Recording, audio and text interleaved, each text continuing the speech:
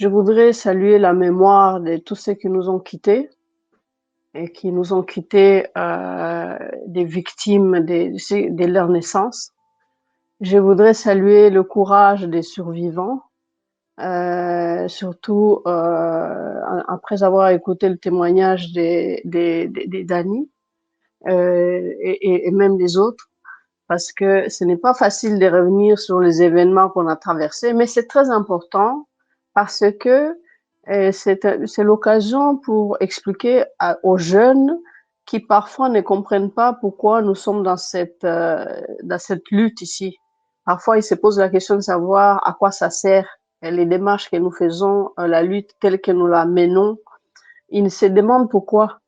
Et je pense que nos témoignages et ces occasions-ci sont l'espace où on peut expliquer aux gens, aux jeunes surtout, à quel point c'est important de revenir sur les événements pour que, parce que pour mon cas précis, j'ai pris la décision de m'impliquer dans cette lutte à partir du moment où je suis devenue une victime. Parce que j'étais, comme l'a expliqué Maman Daniela tout à l'heure, j'étais une maman à la maison, une femme au foyer. Je n'étais pas impliquée dans la politique. J'étais pas une employée de l'État. J'étais absolument pas du tout, euh, même pas au courant de ce qui se passait en réalité. Et j'ai été complètement happée comme ça et entraînée dans une espèce de vague de violence et de folie. C'est à ce moment-là que j'ai pris la décision de m'engager. Et je crois que jusqu'à la fin, jusqu'au dernier souffle de ma vie, je vais me battre parce que nous sommes des êtres humains, nous avons les mêmes droits que les autres.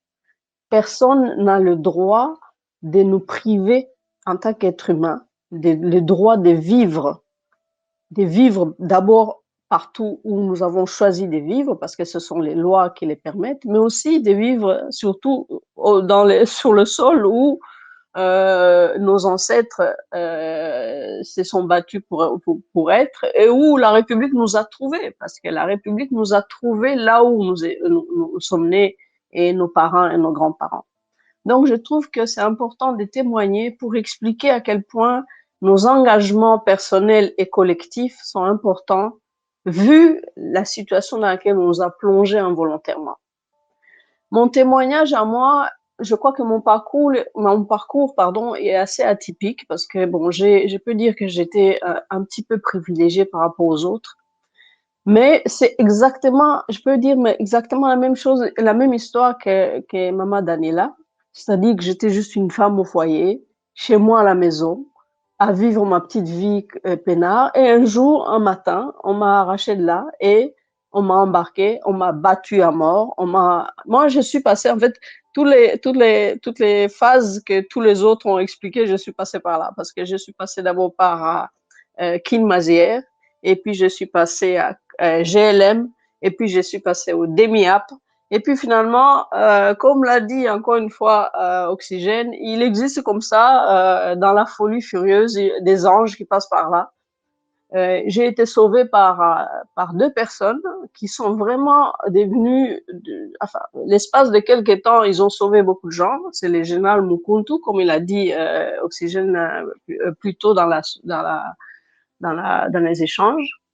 C'est Mukuntu qui m'a sorti en fait de GLM parce que GLM c'était une prison spéciale parce que moi on m'a arrêté comme espionne. Moi j'étais une espionne de Kigali. Et donc, on m'a arrêté, on m'a sorti de chez moi. Et moi, j'ai été dénoncée par la sentinelle de là où je vivais, en fait. Donc, on était dans des appartements et il y avait donc, vous le savez, on avait toujours une sentinelle là qui était payée. C'est cette sentinelle-là qui a appelé les militaires pour dire, là-bas, il y a une Rwandaise. D'ailleurs, il y a même ses frères militaires qui sont avec elle. Donc, moi, j'ai été dénoncée par quelqu'un que je voyais tous les matins, à qui j'ai donné à manger, à qui j'ai donné des cadeaux à Noël. Donc, c'est pour vous dire à quel point c'était une folie furieuse et complètement inattendue. Personne ne pouvait imaginer à quel point, comme disait oncle Ndinda, tout le monde lui a dit de ne pas aller à Kinshasa, mais il est quand même allé en disant, mais non, moi, je n'ai rien à me reprocher, je suis chez moi. Et si on a demandé aux Rwandais de rentrer, ça ne me regarde pas. Eh ben non, on a été tous embarqués là-dedans. Et comme l'a dit quelqu'un d'autre, un intervenant, des Sénégalais, des Maliens, des Balouba, des gens, tout le monde, quelqu'un qui avait une petite ressemblance, même qui avait un problème, peut-être, il y avait même aussi des règlements de compte, hein. Donc, cette folie-là nous a privés des nôtres et nous a privés des droits. La plupart d'entre nous, on a été marqués à vie. Mais, on doit continuer à nous battre. Pourquoi? Parce que la même situation existe aujourd'hui.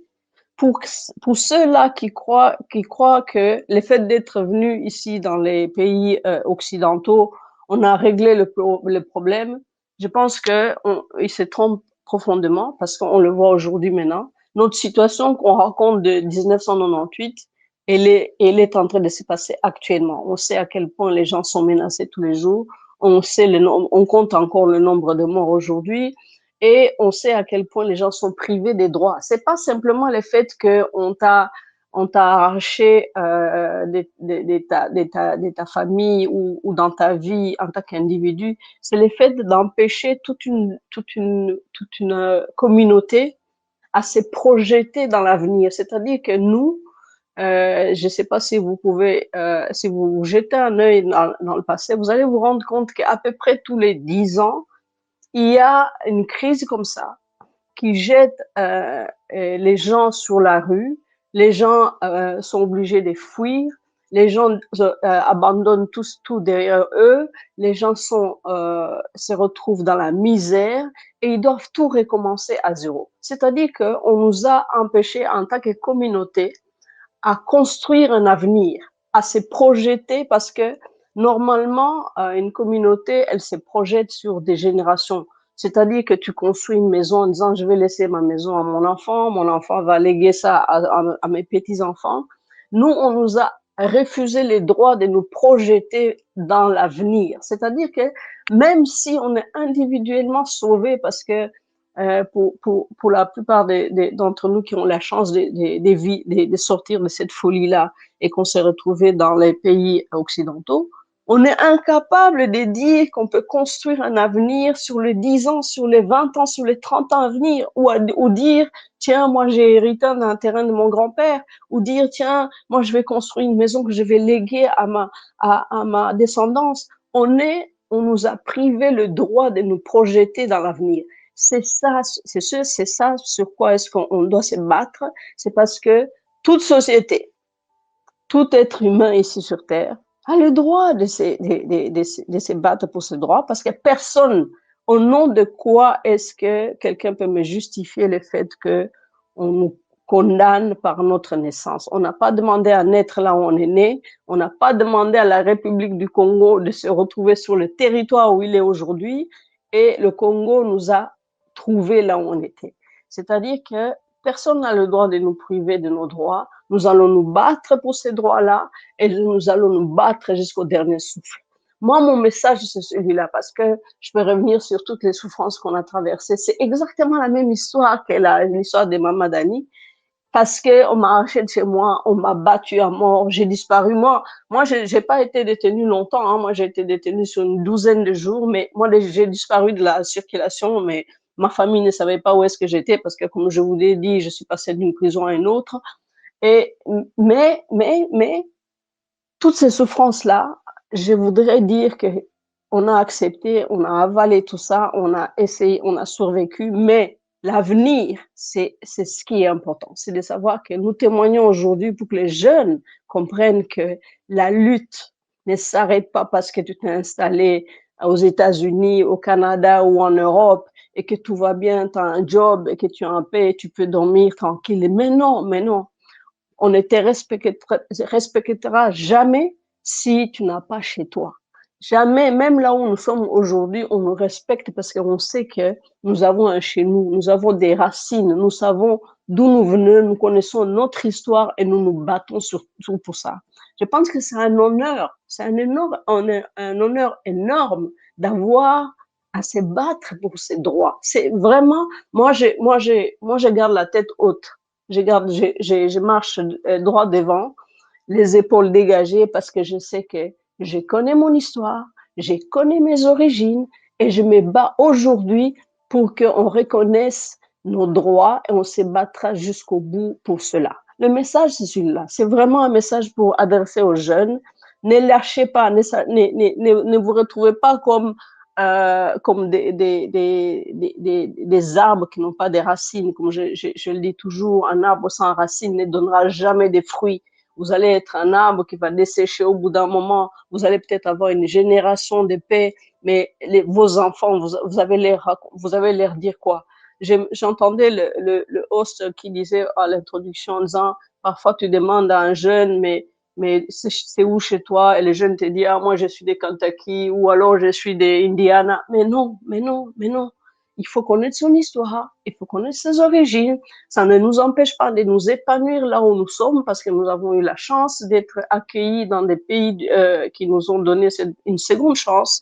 Mais c'est un honneur de se battre pour ses origines et pour ses droits. Voilà, je crois que je vais m'arrêter là pour permettre aux autres et aux questions qui étaient prévues par les autres auditeurs de ce soir. Et je remercie vraiment infiniment tout le monde et vraiment, je rends hommage encore une fois au courage des survivants et aux familles qui ont perdu les leurs dans cette folie-là. Merci beaucoup. Merci, chère Irène, pour ton témoignage, ta résilience. Il y a à peine quelques jours que j'apprends que vous êtes rescapé de Kinshasa, donc je n'ai jamais su ces détails de votre vie. Et je comprends en fait votre force, une militante engagée. Et si vous avez bien compris son message, je crois qu'elle appelle la jeunesse à s'engager. Donc à tous ceux qui nous écoutent là, les privilèges que vous avez d'être dans les pays occidentaux n'arrachent en rien vos origines. Donc vous avez le devoir de vous engager, de questionner notre passé, mais surtout d'œuvrer pour une communauté solidaire et un appel à la justice pour tous les nôtres qui ont perdu leur vie pour le simple fait d'être nés tels qu'ils sont nés, Tutsis. Donc nous allons inviter Safari à interpréter le message d'Irène Kamanzi, qui est présidente des ISOCO Europe, donc ceux-là qui nous écoutent de l'Europe. C'est son équipe que vous allez joindre pour toutes les activités que la communauté prépare. Donc ça va être votre leader et qui va un peu vous orienter dans tout ce que vous allez faire en Europe. Donc Safari, la parole est à vous. On va demander à l'aîné Claude de se préparer, à la sœur Noéline Mugisha de demander la parole parce qu'elle va aussi témoigner de son parcours à Lubumbashi. Donc Safari, sans toutefois traîner, la parole est à vous. Merci Didier, merci beaucoup Mama Irene. Mama Irene mu bacitse ku icumu nawe turamubara atanze ubuhamya bugize butya. Mama Irene ni umumama atuye mu Bubiligi, akaba ari we uhagarariye ishami ry'isoko mu Bubiligi. Rero akaba yiyemeje, avuze ati niyemeje guharanira inyungu zacu kugira ngo kuba nkiriho imbaraga zanjye zimfashe kutabariza abakomeza kurenganywa bazira ubwoko bwabo. Nibwo butumire arangirijeho, ariko amateka ye ajyanye nk'aya Mama Daniela wavuze ati twese twari ababyeyi i Kinshasa, ntaho twari duhuriye na politike, ntaho twari duhuriye n'igisirikare.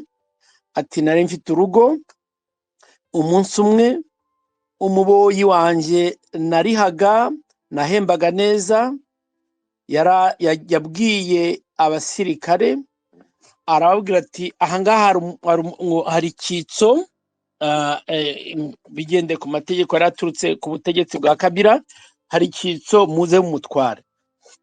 Nguko ko Mama Irene yafashwe. We aravuze ati nageze hose uretse muri Kankokoro. Mu bantu twasomye mwibutse ko twavuze amazina biciwe ahitwa muri Kinmaziere.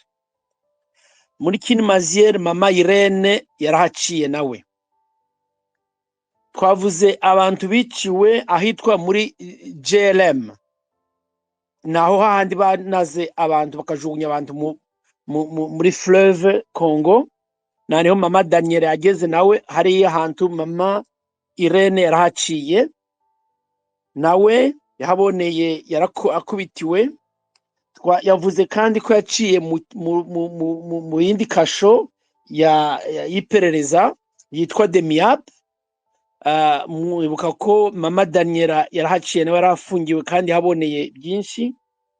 Rero Imana rero imurinda, iwe yashoboye kuva hariya ntibamujyana muri Kankokoro aho Muzehe Dieudonné Ndinda yasangiye abandi, nawe yaraciye hariya muri Demiap no muri JLM.